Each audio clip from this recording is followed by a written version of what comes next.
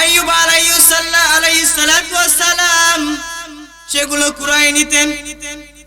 আল্লাহ পাক রব্বুল আলামিন আইয়ুব নবীকে জিজ্ঞাসা করলেন, হে আইয়ুব, তোমাকে আমি এত নিয়ামত দিয়েছি, এত ধন সম্পদ দিয়েছি, তুমি কি আমি আল্লাহর কাছে বলতে পারো না, আল্লাহ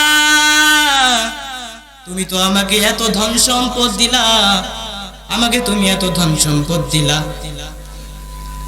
আমাকে আর লাগবে না, আমাকে আর দিও না, তুমি তো এই কথা কখনো বলো নাই। আইয়ুব আলাইহিস সালাতু ওয়াস সালাম আল্লাহ পাক রব্বুল আলামিন বলেন, আল্লাহ পাক রব্বুল আলামিনকে প্রশ্ন করলেন, হে মাবুদে মুনিব, আপনি তো আমাকে এত ধন সম্পদ দিয়েছেন, এত কিছু দিয়েছেন, আমি কি আপনার শুকর আদায় করতেছি না? আল্লাহ পাক রব্বুল আলামিন আইয়ুব আলাইহিস সালাতু ওয়াস সালাম কে ডেকে বলেন, হে আইয়ুব, তুমি তো আমার শুকর আদায় করেছো। আল্লাহ পাক রব্বুল আলামিন 70 বছর সুস্থ থাকার অবস্থায়, হাদিস শরীফে আসছেন 12 কিংবা 18 বছর তিনি এমন অসুস্থতায় ভুগেছেন, অসুস্থ হওয়ার পর তার বাড়িতে স্ত্রী সন্তান কেউ নাই, ধন সম্পদ কিছুই নাই, সন্তান আদেরিয়াও চলে গিয়েছেন, তখন তিনি একা হয়ে পড়ে গিয়েছেন।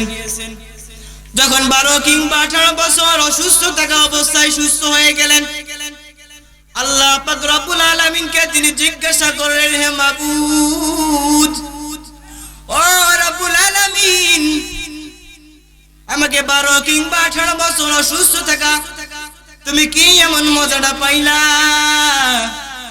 আল্লাহ পাক রব্বুল আলামিন বলেন, হে আইয়ুব, তুমি শুনে নাও, তুমি সুস্থ থাকা অবস্থায় 70 বছর তুমি যেই শুকর আদায় করেছো, তুমি অসুস্থ থাকা অবস্থায় যেই শুকর আদায় করেছো, সুস্থ থাকার শুকরের চেয়ে আমি অসুস্থ থাকার শুকরের মজাটা বেশি পেয়েছি। বলুন না সুবহানাল্লাহ। এজন্য আল্লাহ পাক রব্বুল আলামিনের শুকর আদায় করা লাগবে কি লাগবে না?